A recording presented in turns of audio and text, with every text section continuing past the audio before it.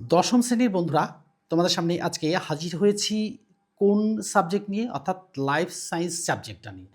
এই life science সাবজেক্টেরই কিন্তু আজকে দ্বিতীয় পার্ট তোমাদের সামনে শেয়ার করব।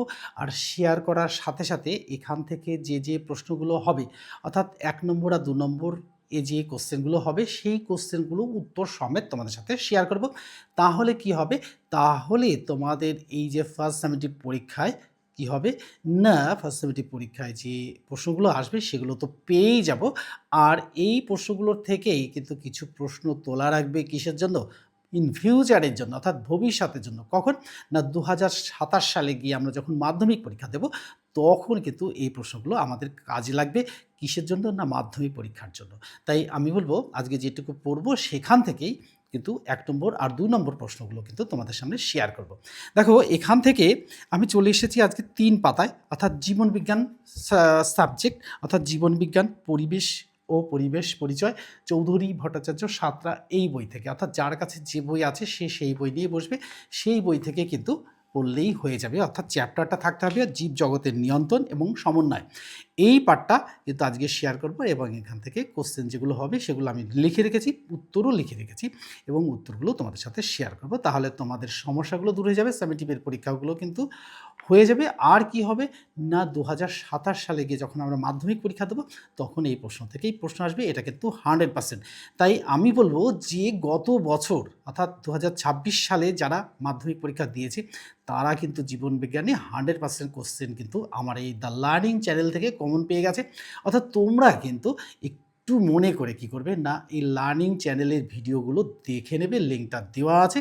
আর দেখে নিলেই বুঝতে পারবে যে কোন কোশ্চেনগুলো কমন এসেছে। অর্থাৎ জীবনবিজ্ঞান নয়, এরই সাথে সাথে ইতিহাস, ভূগোল, বাংলা, ইংরাজি প্রত্যেকটা সাবজেক্টেই কিন্তু 100% কোশ্চেন কমন এসেছে, এটা কিন্তু দেখে নেবে। কারণ কি, আমি কিন্তু ইউটিউব চ্যানেলে খুব বেশি দিন নয়, তবে এক্সপিরিয়েন্স কিন্তু ৩৭ বছরের, অর্থাৎ ৩৬ থেকে ৩৭-এ পড়েছি। এই ৩৭ বছরের অভিজ্ঞতা তোমাদের সামনে শেয়ার করবো। আর শেয়ার করার সাথে সাথে কি হয়ে যাবে না, তোমাদের মাধ্যমিক পরীক্ষায় বা সামেটিভের পরীক্ষাগুলো যেগুলো হবে, সেই প্রশ্নগুলো কিন্তু এর থেকেই আসবে। তোমরা কিন্তু ভালো করে দেখে নেবে, প্রত্যেকটা ভিডিও দেখে নেবে। অর্থাৎ এই দ্য লার্নিং চ্যানেলে যে ভিডিওগুলো দেওয়া আছে, অনেক ৪০০ থেকে ৫০০ ভিডিও দেওয়া আছে। এই ৫০০ ভিডিওর মধ্যে থেকে তোমরা কিন্তু দেখে নেবে, প্রয়োজনে কিন্তু একটা লাইক দিয়ে দেবে। আর আমার যারা পুরনো সাবস্ক্রাইবার আছো তারা তো অবশ্যই জানা, তারা কিন্তু বন্ধুদের মধ্যে শেয়ার করে দেবে। আর নতুন যারা ভিডিও দেখছো, আর এই দেখার সাথে সাথে চ্যানেলটিকে সাবস্ক্রাইব করে দেবে। আর কি করবে, বন্ধুদের মধ্যে শেয়ার করে দেবে। আর এই বন্ধুদের মধ্যে শেয়ার করে দিলে কি হবে, বন্ধুরাও কিন্তু এই সম্পর্কে জানতে পারবে, আর আমিও কিন্তু ভীষণভাবে উৎসাহিত হব। আর তোমাদের কাছে আমার অভিজ্ঞতা শেয়ার করব। শেয়ার করলে কি হবে, তোমাদের ফিউচার কিন্তু খুব উজ্জ্বল হবে। তাই আমি বলবো, তোমরা ভিডিওগুলো ভালো করে দেখবে, আর প্রয়োজনে লাইক দেবে, আর যে লক্ষ্য সেই লক্ষ্যে কিন্তু পৌঁছে যাবে। দেখো, আমরা কিন্তু ৩ পাতায় এসে এখানে দেখছি যে উদ্ভিদ দেহে উদ্দীপনায় সাড়া প্রদানের একটি ধরন হলো চলন। আমরা চলনটা বুঝলাম যে কতিপয় নিম্ন শ্রেণীর উদ্ভিদ, এই ক্লামাইডোমোনাস, ভলভক্স, ডায়াটম প্রভৃতি ছাড়াও বেশিরভাগ উদ্ভিদের কোনো গমনাঙ্গ থাকে না। এবার মাটির সঙ্গে সংলগ্ন থাকে বলে উদ্ভিদের গমন সম্ভব হয় না, কিন্তু এই জৈবিক প্রয়োজনে উদ্দীপকের উপস্থিতি অথবা অনুপস্থিতিতে নির্দিষ্ট স্থান সংলগ্ন থেকে এই অভ্যন্তরীণভাবে অঙ্গ সঞ্চালন সক্ষম হয়। এই সঞ্চালনকে অর্থাৎ বক্রতাজনিত সঞ্চালন বা বক্র সঞ্চালন বলে। এটা কিন্তু ভেরি ইম্পর্টেন্ট প্রশ্ন, এটাও কিন্তু দেখে নেবে। দেখো, উদ্ভিদ চলনের কিন্তু এখানে একটা চার্ট দিয়ে দিয়েছে, এটা কিন্তু তোমরা একটু মনোযোগ দিয়ে দেখে নেবে, তাহলে কিন্তু তোমাদের আর কোনো সমস্যাটাই আসবে না। দেখো, এই উদ্ভিদ চলনের প্রকারভেদ, এই উদ্ভিদ চলনের প্রকারভেদ সাধারণত ৩ প্রকার। এটা কিন্তু প্রশ্ন, এটা ৩ প্রকার চলন। একটা হচ্ছে ট্যাকটিক বা আবিষ্ট চলন, ২ নম্বর ট্রপিক বা দিক নির্ণীত চলন, এবং ৩ নম্বর ন্যাস্টিক বা ব্যাপ্তি চলন। তো এখানে আমি যে প্রশ্নগুলো শেয়ার করেছি সেগুলো কিন্তু ভেরি ইম্পর্টেন্ট। এই প্রশ্নগুলো কিন্তু পরীক্ষাতে আসছে, অর্থাৎ সামেটিভের পরীক্ষাতে তো আসছেই। আর ২০২৭ সালের পরীক্ষার কিন্তু এখান থেকেই কিছু বাছাই করা কোশ্চেন কি করবে না, ছাঁকনি দিয়ে ছাঁকার মতন, অর্থাৎ যখন জেলেরা মাছ ধরে দেখো না, এই মাছ ধরার সময় দেখবা বড় একটা ফাঁকা জাল নেয়, অর্থাৎ বড় মাছগুলোকে তুলে নিয়ে নেয় আর ছোট মাছগুলোকে রেখে দেয়। তাই আমরা এই ছোট প্রশ্নগুলোকে রেখে দেবো, যে প্রশ্নগুলো নাকি ইসলামী টিভি আসবে, আর যে প্রশ্নগুলো চাকরি দিয়ে তুলে নেব সেই প্রশ্নগুলো কিন্তু কী হবে না 2027 সালের মাধ্যমিক পরীক্ষার জন্য ভীষণ গুরুত্বপূর্ণ হবে। তাই আমি বলবো ওই প্রশ্নগুলো কিন্তু খাতায় বন্দি করবে। তো কোশ্চেনগুলো এখন মুখস্থ হোক না হোক সেটা পরের কথা। এই মুখস্থ হোক না হোক সেটা না দেখে খাতায় কোশ্চেনগুলো বন্দি করে ফেলো। আর বন্দি করলেই দেখবে অনেক সময় পেয়ে যাবে, অর্থাৎ অঢেল সময় পেয়ে যাবে। সেই সময়ের মধ্যে কিন্তু পড়ে নিতে হবে।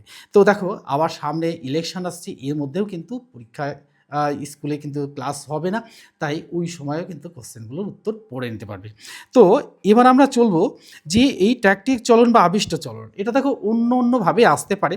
তাই এখানে আমরা এই আবিষ্ট চলন অর্থাৎ আলো, তাপমাত্রা, রাসায়নিক পদার্থ, বিদ্যুৎ শক্তি প্রভৃতি বহিস্থ উদ্দীপকের প্রভাবে উদ্ভিদ কিংবা উদ্ভিদের অঙ্গের স্থান পরিবর্তনকে ট্যাকটিক বা আবিষ্ট চলন বলে। এটা কিন্তু ভেরি ইম্পর্ট্যান্ট, এটা কিন্তু তোমরা দাগিয়ে নাও। যার কাছে যে বই আছে সব বইতেই কিন্তু এই প্রশ্নটা আছে, এটা কিন্তু দাগিয়ে নিতেই পারো। তো দাগিয়ে নিলেই কাজ হবে, অর্থাৎ এটার সংজ্ঞা হিসাবে কিন্তু আসতেই পারে, এটা কিন্তু আমি শেয়ার করেছি। এবার চলে আসবো যে ফটোট্যাকটিক কি, অর্থাৎ এই সমগ্র উদ্ভিদ দেহে যখন আলোক উদ্দীপকের প্রভাবে স্থান পরিবর্তন করে তাকে এই ফটোট্যাকটিক বা আলোক অভিমুখী চলন বলে। এটাও কিন্তু ভেরি ইম্পর্টেন্ট, এটা কিন্তু দাগিয়ে নাও। তো যেমন কতিপয় শৈবাল ক্লামাইডোমোনাস ও ভলভক্সের চলন প্রধানত আলোর অভিমুখে ঘটে। তাহলে অভিমুখ বুঝতেই পারছ। কিন্তু তীব্র আলোকে এরা আলোর বিপরীত দিকে গমন করে, তখন তাকে এই প্রতীপ আলোকবর্তী চলন বলে। এটা কিন্তু ঘুরিয়ে কোশ্চেন আসতেই পারে, এটাও কিন্তু পড়বে। এবার দেখো আমরা চলে আসবো যে টপিক বা দিক নির্ণীত চলন। তাহলে দুরকমভাবে, অর্থাৎ টপিক চলনই কিন্তু আসতে পারে, আবার দিক আর নির্ণীত চলনও কিন্তু আসতে পারে। তো আমরা এই উদ্দীপকের উৎসের দিকে বা উদ্দীপকের গতিপথের দিকে উদ্ভিদ অঙ্গের চলনকে ট্রাফিক চলন বা দিক নির্ণীত চলন বলে। এটাও কিন্তু ভেরি ইম্পর্ট্যান্ট, এটাও কিন্তু তোমরা দাগিয়ে নাও। অর্থাৎ যার কাছে যে বই আছে সব বইতেই এই লাইনগুলো আছে কিন্তু, অর্থাৎ এই ট্রাফিক চলন কিন্তু আছে। এবার প্রকারভেদ। দেখো এই উদ্ভিদের ট্রাফিক চলন প্রধানত 3 প্রকার, অর্থাৎ ফটোট্রপিক চলন, হাইড্রোট্রপিক চলন এবং জিওট্রপিক চলন। এই 3টে কিন্তু ভাগটা আসতে পারে, সংজ্ঞা না আসলেও কিন্তু ভাগটা আসতেই পারে। তো দেখো কোথায় কোথায় ঘটে, অর্থাৎ এই 3 প্রকার চলন দেখো উদ্ভিদের কাণ্ড শাখা প্রশাখা আলোক রশ্মির সঙ্গে সমান্তরালভাবে বৃদ্ধি পায়, তাই কাণ্ড ও শাখাকে অনুকূল আলোকবর্তী বলে। মূল আলোক উৎসের বিপরীত দিকে অগ্রসর হয়, তাই মূলত এই প্রতিকূল আলোকবর্তী বলে। এটা কিন্তু ভেরি ইম্পর্টেন্ট, এটাও কিন্তু দাগিয়ে দাও। এবার আমরা আসবো 2 নম্বরে। দেখো এই হাইড্রোটপিক চলন অর্থাৎ জলবৃত্তি চলন। তাহলে উদ্ভিদের মূল সর্বদা জলের দিকে গতি পায়, অর্থাৎ এটা কিন্তু ইম্পর্টেন্ট, কোন দিকে গতি পায় বা গতি বৃদ্ধি পায়। তাহলে প্রত্যেকটা উদ্ভিদই কিন্তু কি দরকার, জল দরকার, অর্থাৎ জলের উৎস যেদিকে অর্থাৎ সেদিকেই কিন্তু মূলগুলো বৃদ্ধি পাবে। তাই মূলকে অনুকূল জলবর্তী বলে, আর অপরপক্ষে কাণ্ড সর্বদা জলের উৎসের বিপরীত দিকে বৃদ্ধি পায়। উৎস যেদিকে তার বিপরীত দিকে বৃদ্ধি পায়, তাই কাণ্ডকে প্রতিকূল জলবর্তী বলে। তাহলে এই অনুকূল জলবর্তী আর প্রতিকূল জলবর্তী এটা কিন্তু ভেরি ইম্পর্টেন্ট। আমরা জানি উদ্ভিদের জল লাগে, তাই উদ্ভিদের মূলগুলো জলের দিকে যায় আর কাণ্ড বিপরীত দিকে বাড়ে। তা এই দুটো প্রশ্নও কিন্তু ভেরি ইম্পর্টেন্ট। চলে আসি, একটি চালনীতে একটু পরীক্ষা দিয়েছে, বলছে একটি চালনীতে কিছু ভিজে কাঠের গুঁড়ো রেখে তার মধ্যে কয়েকটি ছোলা বা মটর বীজ রাখা হলো, চালনীকে ঝুলিয়ে রাখা হলো। কয়েকদিন পর দেখা গেল বীজগুলি অঙ্কুরিত হয়ে কি হচ্ছে, ভ্রূণগুলি চালনীর ছিদ্র দিয়ে বেরিয়ে এসে ঝুলে রয়েছে। এটা তো আমরা দেখতেই পারি। আরও কয়েকদিন পর দেখা যাবে যে এই ভ্রূণগুলি পুনরায় কি হচ্ছে, বেঁকে চালনীর ছিদ্রে প্রবেশ করছে।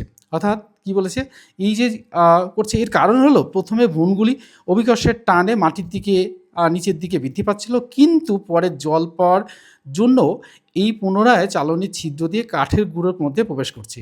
এর থেকে প্রমাণিত হলো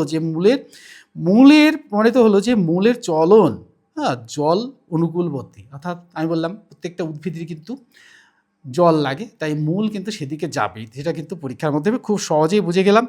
আর উদ্ভিদ অঙ্গের চলন যখন জলের উৎসের গতি অনুসরণ করে তখন তাকে জলবৃত্তি বা জলবর্তী হাইড্রোটপিক চলন বলে।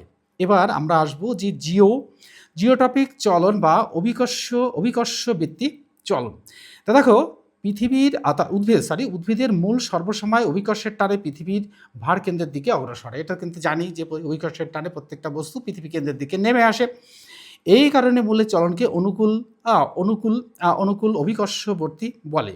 কাণ্ড মাটির ওপরে পৃথিবীর ভরকেন্দ্রের বিপরীত দিকে বৃদ্ধি পায়, তাই কাণ্ডের চলনকে প্রতিকূল অভিকর্ষবর্তী বলে।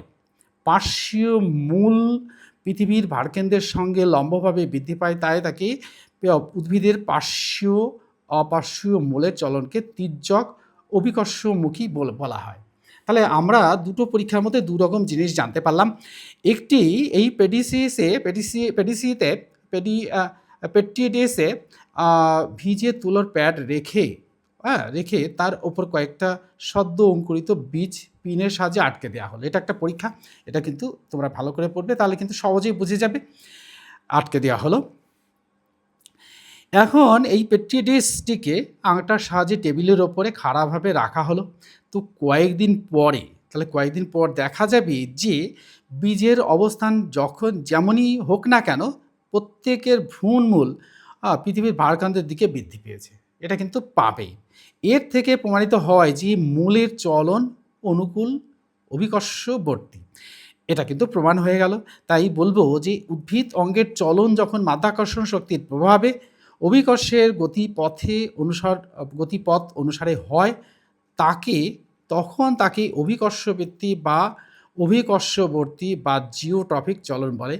এই পর্যন্তই কিন্তু আজকে পড়ব। আর এখান থেকে এর আগেরও কিছু কোশ্চেন আমি কিন্তু শেয়ার করেছি, তার মধ্যে থেকে কিছু কোশ্চেন আমার আরও ইম্পর্ট্যান্ট মনে হয়েছে, তাই সেই কোশ্চেনগুলো কিন্তু এখানে অ্যাড করে মোট তোমাদের সামনে আজকে শেয়ার করবো কয়েকটা কোশ্চেন। আর উত্তরটা কিন্তু বইতেই আছে। আর কি হবে না, উত্তর সমেতই শেয়ার করব, বাট কয়েকটা বড় কোশ্চেন আছে, অর্থাৎ বড় কোশ্চেন মানে 2 নম্বর কোশ্চেন, একটু বিস্তারিত লিখতে হবে। আর সব ছোট কোশ্চেনে কিন্তু এই চ্যাপ্টার থেকে এই পর্যন্ত, অর্থাৎ এই 3 থেকে 5 পাতার মধ্যে যে প্রশ্নগুলো এসেছে, অর্থাৎ পরীক্ষায় আসার মতো, সেই প্রশ্নগুলো কিন্তু উত্তর সমেত তোমাদের সাথে শেয়ার করব। বোর্ডে লিখে আমি খাতায় বন্দি করেছি এবং বোর্ডে প্রত্যেকটা কোশ্চেন শেয়ার করব উত্তর সমেত। তোমরা কিন্তু বোর্ড থেকে একটা স্ক্রিনশট তুলে নেবে বা ভিডিওটি পর দেখলেই কিন্তু পেয়ে যাবে। তাই আমি আরেকবার মনে করে দিতে চাইছি যে দ্য লার্নিং চ্যানেল থেকে যে ভিডিওগুলো শেয়ার করা হয়েছে, প্রত্যেকটা ভিডিওই কিন্তু ভেরি ইম্পর্ট্যান্ট ফর দ্য মাধ্যমিক তথা নিচু ক্লাস, অর্থাৎ 9 পর্যন্তও ছিল, 11-12-এরও রয়েছে। তাই আমি বলবো যে ক্লাস 10-এ যারা উঠেছো তাদের জন্য কিন্তু এই ভিডিওটা খুবই গুরুত্বপূর্ণ, তারা কিন্তু এটাই দেখবে। আর এখান থেকে কিছু কোশ্চেন বাছাই করে অন্য ঝুলিতে রেখে দেবে, যেগুলো নাকি 2027 সালে মাধ্যমিক পরীক্ষায় গিয়ে ভীষণই কাজে লাগবে। তাহলে চলো শুরু করি সেই ইম্পর্ট্যান্ট কোশ্চেনগুলো উত্তর সমেত। আর উত্তর সমেত শেয়ার করার সাথে সাথেই আমি বলবো, আমার যারা সাবস্ক্রাইবার আছো তারা কিন্তু একটা করে লাইক দিয়ে দেবে। আর কি করবে, যারা নতুন দেখছো তারাও কিন্তু চ্যানেলটিকে সাবস্ক্রাইব করবে। আর এরকম গুরুত্বপূর্ণ ভিডিওগুলো তোমাদের সামনে আগে চলে যাবে। আর আগে চলে গেলেই কিন্তু তোমরা যেমন উৎসাহিত হবে, তোমরা যেমন উপকৃত হবে, আমিও তেমনভাবে উৎসাহিত হব এবং গুরুত্বপূর্ণ ভিডিওগুলো তোমাদের সাথে শেয়ার করব, যেগুলো নাকি মাধ্যমিক পরীক্ষায় লাগবে। অর্থাৎ আমরা মাধ্যমিক তথা সামেটিক পরীক্ষাগুলোর কিন্তু সব কোশ্চেনগুলোই এখান থেকে আসবে। তো দেখো যে একটা করে শেয়ার করব। দেখো 1 নম্বর কোশ্চেন, একটি ফোটোন্যাস্টিক চলনের উদাহরণ দাও। একটি ফোটোন্যাস্টিক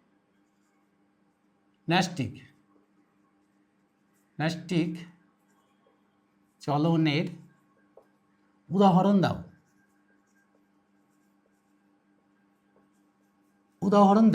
উত্তরটা কিন্তু এখান থেকেই শেয়ার করা হয়ে যাবে। যে অর্থাৎ পদ্মফুল দিনে ফোটে এবং রাত্রে বুজে যাওয়া। পদ্মফুল দিনে ফোটে ও রাত্রে বুজে যাওয়া বা মুজে যাওয়া বলে, বুজে যাওয়া এর উদাহরণ 2 নম্বর কোশ্চেন দেখো, 2 নম্বর কোশ্চেনটা হচ্ছে যে লজ্জাবতী পাতা স্পর্শ করলে বুঝে যাওয়া কোন ধরনের চলন। তাহলে লজ্জাবতীর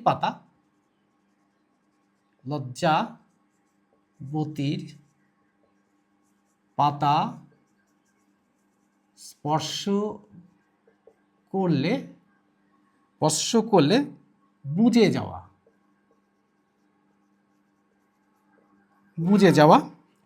কোন ধরনের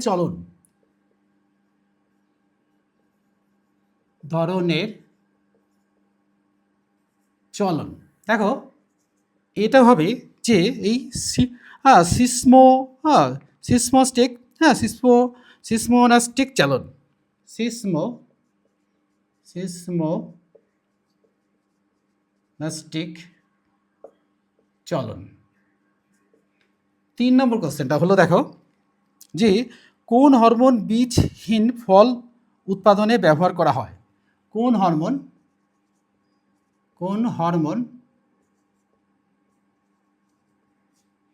বীজহীন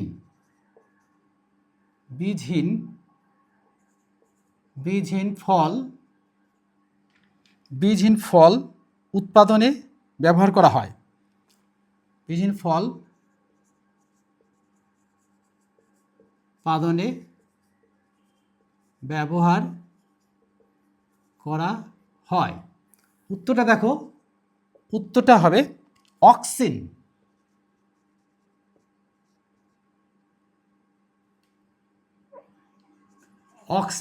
4 নম্বর কোশ্চেনটা দেখো, 4 নম্বর কোশ্চেন আইএএ এর পুরো নাম কি।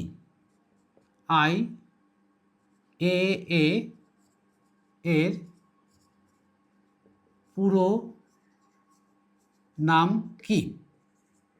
উত্তরটা হবে যে এর পুরো নাম ইন্ডোল অ্যাসিটিক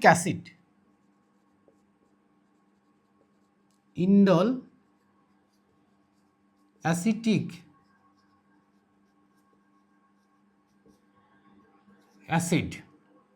5 নম্বর কোশ্চেনটা দেখো, অগ্রজ প্রকটতা ঘটায় কোন হরমোন। অগ্রজ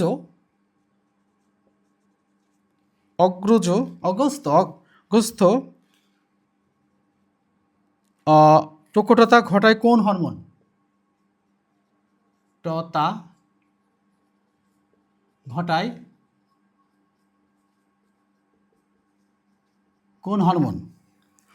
কোন হরমোন অর্থাৎ অক্সিন। এর উত্তরটা এখানেই হয়ে যাবে অক্সিন। 6 নম্বর দেখো, 6 নম্বর কোশ্চেন সুন্দরী গাছে শ্বাসমূলের চলন কোন প্রকার চলন। সুন্দরী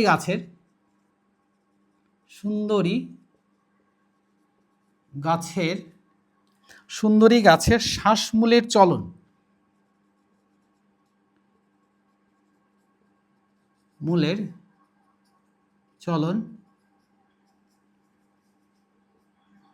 ধরনের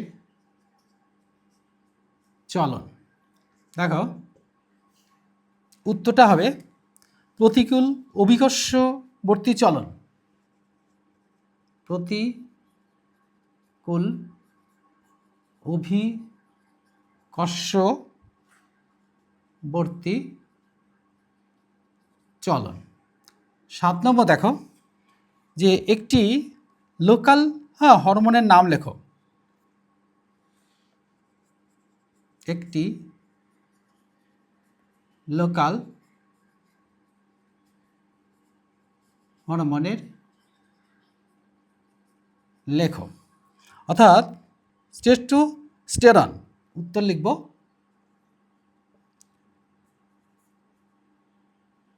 টেস্টোস্টেরন।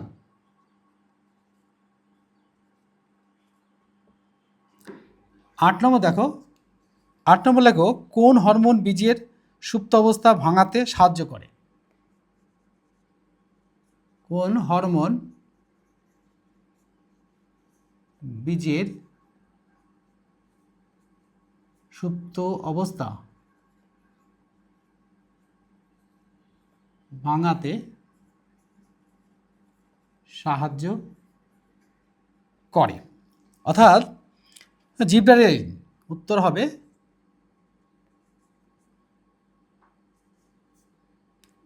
জিব্বেরেলিন।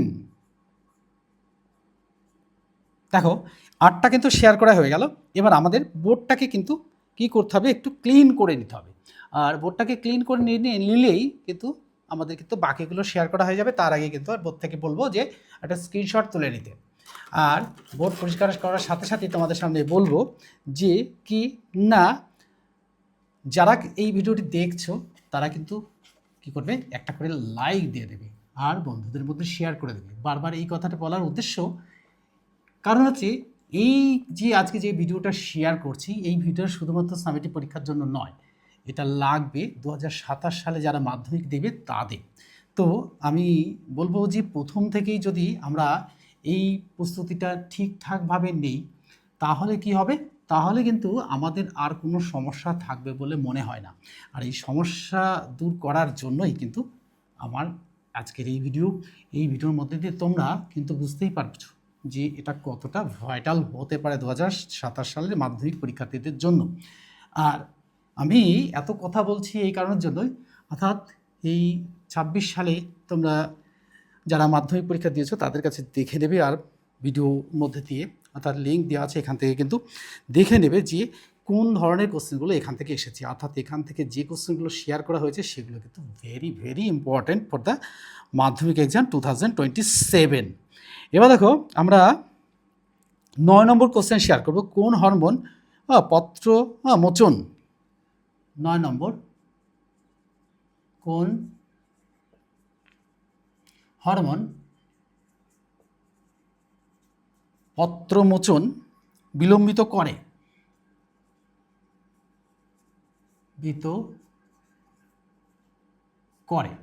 অর্থাৎ কাইনিন। এর উত্তরটা হবে, এখানটায় লিখে দিই উত্তর কাইনিন।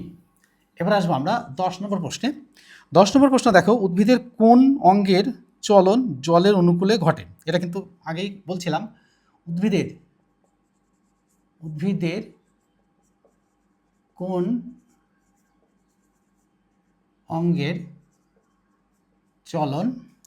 অঙ্গের চলন জলের অনুকূলে ঘটে, জলের অনুকূলে ঘটে। দেখো কোন চলন, অর্থাৎ ঘটে মূল। কে চলে? মূল। উত্তরটা এখানে লিখলে ভালো হতো, তাহলে অল্প জায়গাতে হয়ে যেত। উত্তরটা হচ্ছে মূল। এবার আসবো আমরা 11 নম্বর কোশ্চেন। 11 নম্বর কোশ্চেন দেখো, উদ্ভিদের চলন কত প্রকার, কি কি? উদ্ভিদের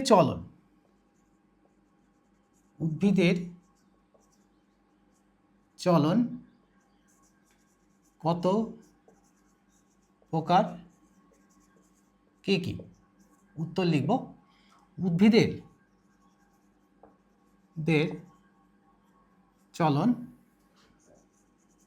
3 প্রকার। 1 নম্বর আবিষ্ট চলন,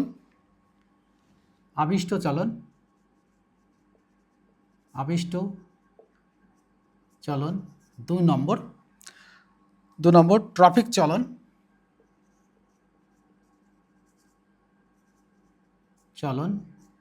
3 নম্বর ব্যাপ্তি চলন।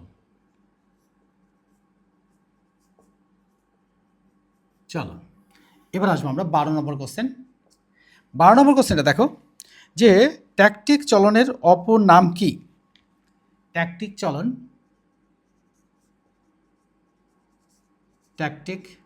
চলনের অপর নাম কি? অর্থাৎ উত্তরটা হবে আবিষ্ট চলন।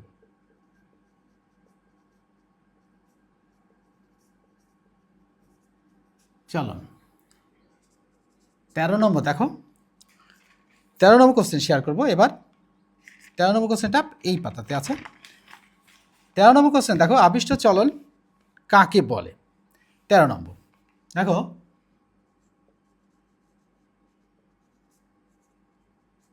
চলন কাকে বলে? কাকে বলে? উত্তরটা লিখব আলো তাপমাত্রা। উত্তর এখান থেকে লেখা শুরু করব। আলো তাপমাত্রা রাসায়নিক পদার্থ, রাসায়নিক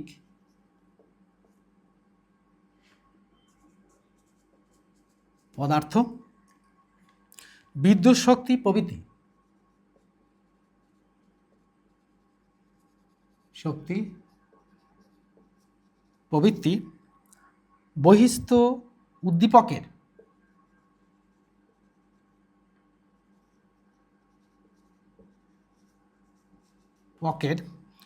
উদ্দীপকের প্রভাবে উদ্ভিদ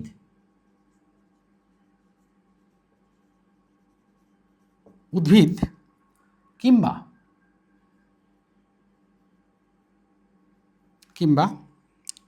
উদ্ভিদ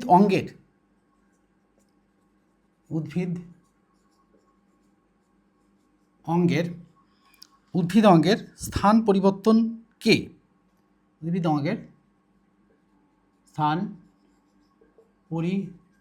পরিবর্তনকে বলা হয় আবিষ্ট চলন। বলা হয়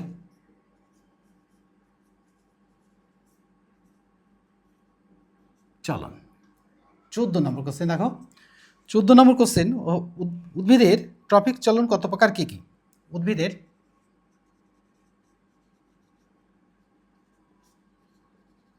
ট্রপিক চলন প্রকার কি কি?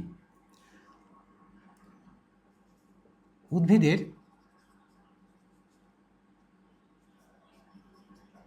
ট্রপিক চলন 3 প্রকার। 1 নম্বর অর্থাৎ ফটোট্রপিক চলন,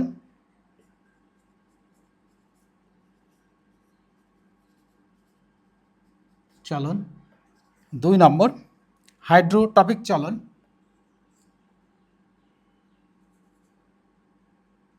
ভুল হলো একটু, হাইড্রোপিক চলন, 3 নম্বর জিওট্রপিক চলন।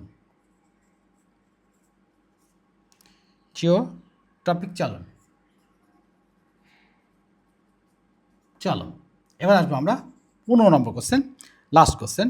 অর্থাৎ এই জলবৃত্তি চলন, জলবৃত্ত চলন না 15 নম্বর কোশ্চেন হচ্ছে আলোকবৃত্তি চলন কাকে বলে? আলোকবৃত্তি চলন কাকে বলে?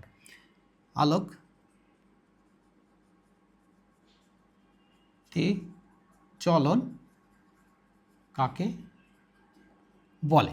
উত্তরটা এখান থেকে হয়ে যাবে। দেখো, উদ্ভিদ অঙ্গের চলন যখন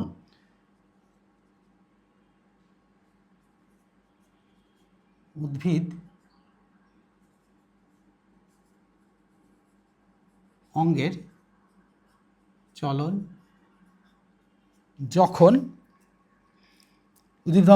চলন যখন আলোক উৎসের গতিপথ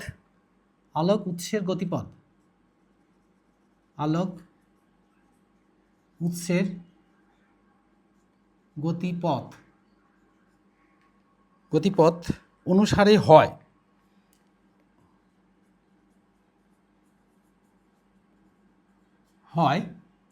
হয়, তখন তাকে আলোকবৃত্তি চলন বলে। তখন তাকে আলোকবৃত্তি চলন বলে।